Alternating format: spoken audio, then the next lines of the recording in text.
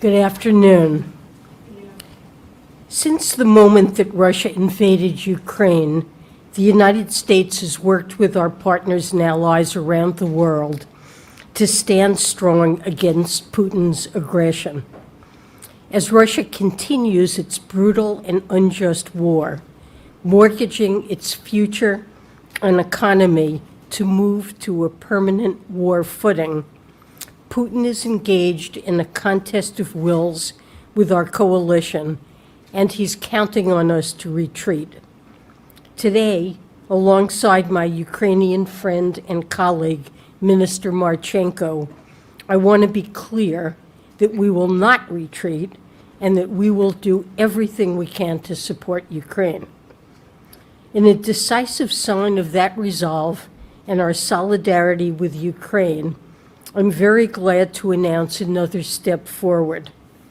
The G7 is committed to making $50 billion in lending available to Ukraine by the end of this year, and the United States will join the G7 to provide a $20 billion loan to Ukraine that will not be repaid by that will be repaid by proceeds derived from Russia's own assets. This means that as we look ahead, Russia will increasingly be forced to bear the costs of its illegal war instead of taxpayers in the US and Europe.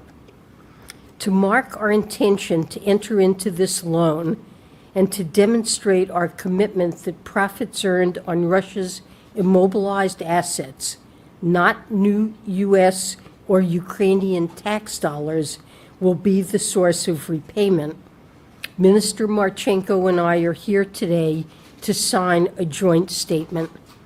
I'm glad that we are also joined by Deputy Administrator of USAID, Michelle Zamilis, as USAID helped make this step possible and will be critical to implementation. Supporting Ukraine is important in its own right, to equip a sovereign, democratic country with the tools it needs to protect its people from unspeakable brutality and its economy from devastation. We're fulfilling a moral obligation. But let me be clear, supporting Ukraine is also vital for the national interest of the United States.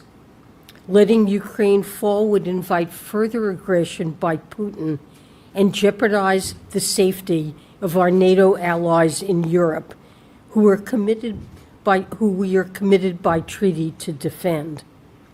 Supporting Ukraine also sends a broader, unmistakable message.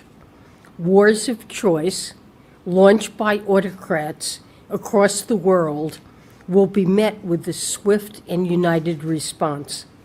And supporting Ukraine is essential to upholding the rules-based international order that has supported peace and prosperity for America and the world since the end of World War II. For all these reasons, we continue to provide Ukraine with weapons and financial support to sustain its brave resistance. We imposed and continue to expand and enforce an historic sanctions regime to deprive Russia of the funds and goods it needs to prosecute its war of choice. We put in place a novel price cap on Russian oil that restricted Russia's revenues while keeping global energy markets well supplied. We also immobilized approximately $280 billion of Russian sovereign assets held in financial institutions across G7 countries and agreed that they would remain immobilized until Russia pays for the damage it's caused. In June, President Biden and G7 leaders proposed a creative solution, a loan that would equip Ukraine with the near-term resources to defend itself and rebuild, repaid by capturing windfall proceeds earned on Russia's immobilized assets. This loan initiative will provide Ukraine with urgently needed funds and will make funds available by the end of this year. It will send a message to Putin that waiting out our coalition is a losing strategy. And it will advance our collective security and the values that have supported our global economy and financial system for nearly a century. Let me congratulate my G7 counterparts on the progress we've made. The United States will continue to move forward to make good on our commitments and show Putin that we will not back down.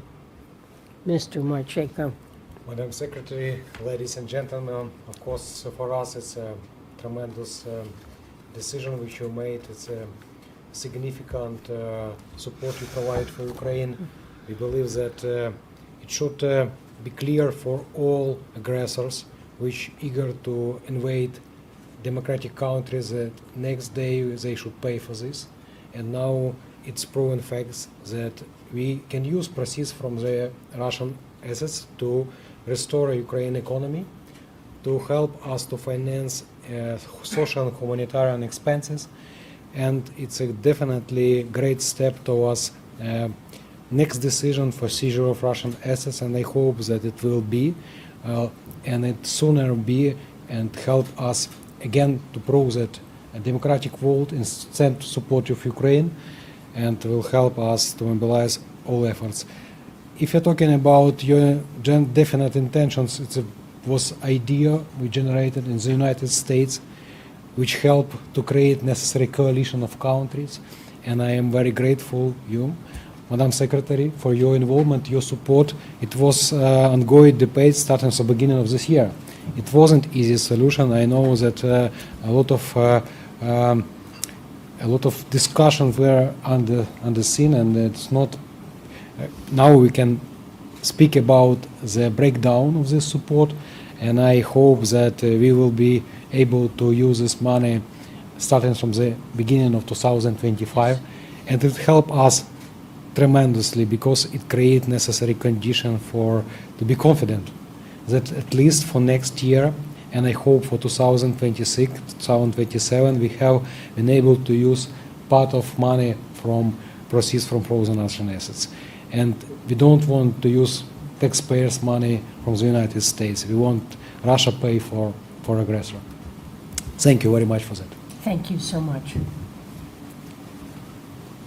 Please.